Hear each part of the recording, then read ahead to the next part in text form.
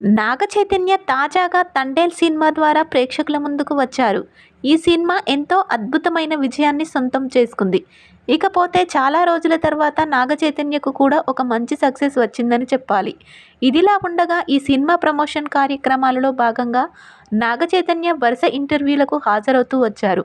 ఓ ఇంటర్వ్యూలో భాగంగా ఈయన నటి సమంతతో విడాకులు తీసుకొని విడిపోవడం గురించి మాట్లాడారు. సమంత విడాకులు తీసుకోవాలి అని తీసుకున్న నిర్ణయం రాత్రికి రాత్రే తీసుకున్నది కాదని తెలిపారు. ఒకటికి 1000 సార్లు ఆలోచించి ఆ నిర్ణయం తీసుకున్నామని తెలిపారు.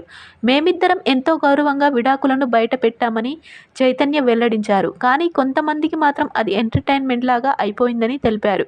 ప్రస్తుతం నాగ చైతన్య వ్యాఖ్యలు ఎంతో వైరల్ అవుతున్నాయి.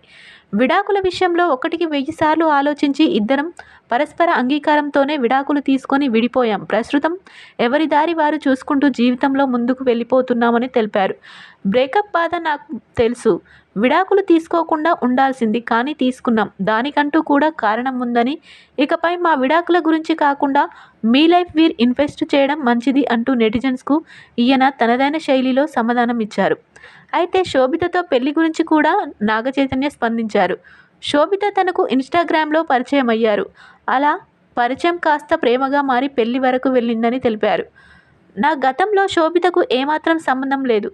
కానీ తనని కూడా నా గతంతో ముడిపెడుతూ విమర్శిస్తున్నారు. ఆ సమయంలో చాలా బాధ అనిపించిందంటూ నాగ చైతన్య చేసిన కామెంట్స్ ఎంతో వైరల్ అవుతున్నాయి.